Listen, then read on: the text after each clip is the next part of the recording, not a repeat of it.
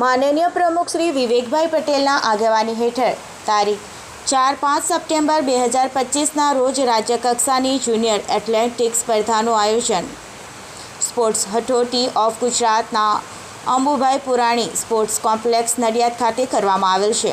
આ સ્પર્ધામાં 600થી વધારે ખેલાડી ભાઈઓ અને બહેનો 14, 16, 18, 20 વર્ષના વય જૂથમાં 110થી વધારે મેડલ જીતવા માટે ઉતરશે। કુલ 980 ઇવેન્ટમાં ભાગ લેશે।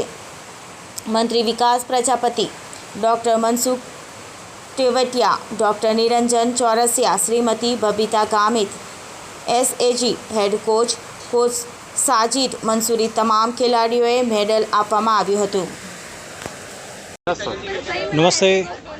આજે ગુજરાત સ્ટેટ એથ્લેટિક એસોસિએશન દ્વારા ગુજરાત રાજ્ય જુનિયર એથ્લેટિક મીટનું આયોજન તારીખ 4 અને 5 સપ્ટેમ્બર 2025ના રોજ સ્પોર્ટ્સ ઓથોરિટી ઓફ ગુજરાતના ભવ્ય એથ્લેટિક ટ્રેક અંબુભાઈ પુરાણી સ્પોર્ટ્સ કોમ્પ્લેક્સ નડિયાદ ખાતે આયોજન થયેલું છે, જેમાં લગભગ 600થી વધારે ખેલાડી ભાઈઓ અને બહેનો પોતાનું કૌશલ્ય બતાવશે અને પોતાનું west zone junior athletic meet જે મધ્યપ્રદેશમાં થવાની છે એના માટે પોતાનું સ્થાન નિશ્ચિત કરશે।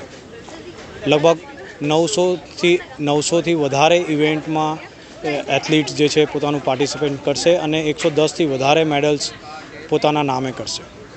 કહેશો આજે વિનર થયા છો નડિયાદ સ્પોર્ટ કોમ્પ્લેક્સમાં, શું કહેશો, કઈ રીતના ઇવેન્ટ હતી? બસ મારી જેવલિન થ્રો ઇવેન્ટ હતી અંડર 18માં। મેં હાફ અપ્રોચમાં અંડર 18માં 700 ગ્રામની જેવલિન 71.53 મીટર્સ મારી। કેટલી મહેનત કરો છો રોજની જોડે? મહેનત હું બહુ ટાઈમથી કરું છું। હવે જુનિયર નેશનલની તૈયારી માટે હવે જુનિયર નેશનલમાં મેડલનો ચાન્સ છે મારી પાસે અને જુનિયરમાં મેડલ પાડવો છે। કેવો અહીંયા સુવિધા કેવી છે? અહીંયા સુવિધા સારી છે। હું ત્યાં હાલમાં અહીંયા નથી, પણ હું અહીંયા હતો જ પહેલાં। અહીંયા ઘણું સારું પરફોર્મન્સ આવ્યું મારું। શું નામ તમારું? મારું નામ ધૈર્ય ભંડેરી।